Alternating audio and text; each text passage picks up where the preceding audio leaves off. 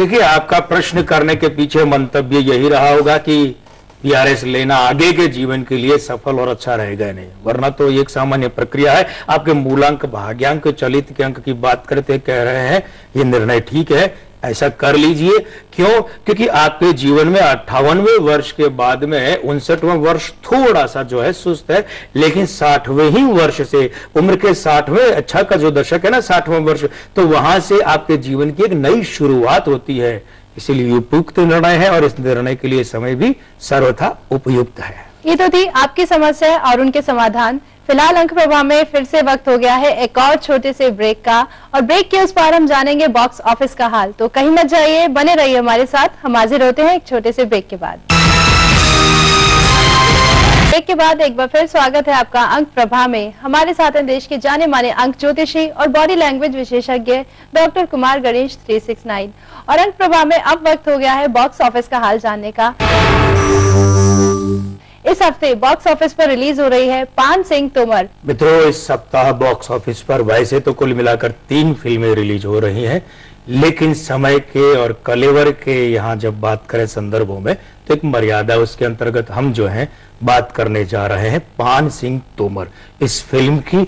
ये फिल्म पहले तो पिछले साल यानी वर्ष 2011 के पूर्वार्ध में रिलीज होने वाली थी। फिल्म का नामांक जो है वो 5, ये अशुभ है। बृहदंक 50, ये भी अशुभ है। मूलांक समीकरण की बात करें तो 6, 8, 9, ये भी अशुभ है। लेकिन बात कर ले निर्देशक तिग्मांशु धूलिया की, इनके जन्मांक हमें उपलब्ध नहीं है। नामांक 7 जो है वो शुभ है। बृहदंक 52 समान अवस्था में है लाभालाभ के दृष्टिकोण से, और मूलांक समीकरण 5, 2 की भी यही यानी समान वाली स्थिति है।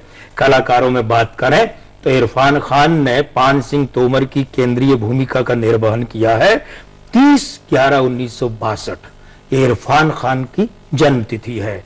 तो मूलांक 3 समानावस्था में है, भाग्यांक 5 अशुभ है, आयु अंक 5 50वें वर्ष के कारण ये अशुभ है।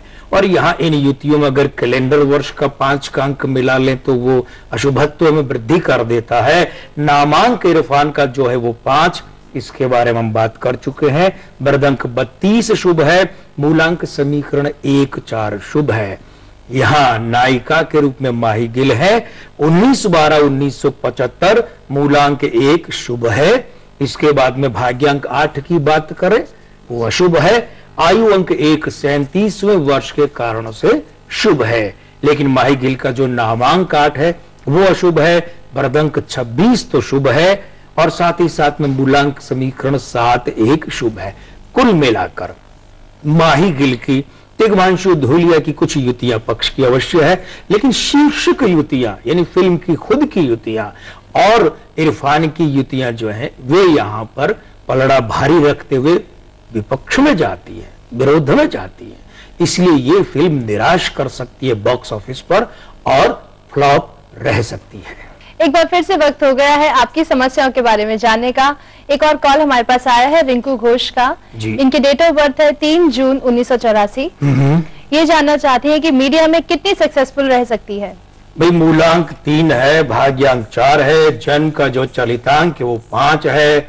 सौभाग्य ही सौभाग्य पसरा है आपके तो चारों ओर मीडिया के दृष्टिकोण से। क्या चाहिए और आपको? जाइए, मीडिया का क्षेत्र आपका इंतजार कर रहा है। अभी 28वां वर्ष है, तो यहाँ पर जो अंक 1 बनाना वो आपके भाग्यांक का, आपके मूलांक का सहयोगी है। ध्यान रखिएगा, मीडिया में आपको क्रिएटिव जो फील्ड है, रचनात्मक जो क्षेत्र है, उससे जुड़ना है। सफलता आपके साथ रहेगी। एक ईमेल हमारे पास आया है रणधीर मेहता का। इनकी डेट ऑफ बर्थ है 3 दिसंबर 1979। साथ ही साथ इनकी वाइफ का भी डेट ऑफ बर्थ इन्होंने भेजा है 5 सितंबर 1989। ये जानना चाहते हैं इनकी मैरिड लाइफ कैसी रहेगी, और इनकी मैरिज डेट है 11 मई 2011। देखिए, आपके जो मूलांक भाग्यांक की स्थिति है वो आपकी श्रीमती जी के मूलांक भाग्यांक की स्थिति है, मित्र युतियां है। रहा सवाल ये कि आपकी शादी की तारीख, तो अभी थोड़ी देर पहले एक मित्र से हमने कहा था, वही आपसे कहेंगे। यदि आपके फेरों में बैठने का वक्त आधी रात से पहले का है तब तो ये 11 मई रहेगी, और अगर आधी रात के बाद का है तो 12 मई हो जाएगी। 12 मई की स्थिति में हम आपको कोई उपाय नहीं बता रहे हैं, लेकिन अगर आपकी शादी का वक्त आधी रात से पहले यानी कि शादी की तारीख 11 मई है तो 2 उपाय आप लिख लीजिए अपने लिए और अपनी श्रीमती जी के लिए। पहला उपाय तो दोनों को ही कॉमन रूप में, संयुक्त रूप में करना है। वो ये है कि चंद्र की माला सफेद हकीक पत्थर की होती है, गले में धारण कीजिए। दोनों ही एक ही दिन, एक ही मुहूर्त में, एक ही विधि विधान से। और दूसरी बात, घर में रुद्राक्ष का पौधा है क्या? नहीं है तो लगाइए, और लगाने के बाद और है तो अभी से सोमवार को उसमें आपकी श्रीमती जी जल चढ़ाएं। और जल चढ़ाने के बाद में वो जो मिट्टी है उस गमले की, उसी मिट्टी से गोल वाला तिलक तो अपने ललाट पर करे और लंबे वाला अंगूठे से तिलक उस मिट्टी का आपके ललाट पर करे। ध्यान रखिएगा, ये दोनों उपाय 11 मई शादी की तारीख की अवस्था में ही करने हैं। ये तो थी आपकी समस्या और उनके समाधान। चलते चलते आप हमारे दर्शकों को क्या कहना चाहेंगे? 20 फरवरी से 20 मार्च की अवधि में जन्मे लोगों की बात चल रही है चलते चलते में। तो इसी क्रम में आज की पहली बात ये कि धन आपके लिए साधन है, साध्य नहीं है। माने आपके लिए धन जो है वो सिर्फ और सिर्फ गुजर बसर की ही स्थिति है।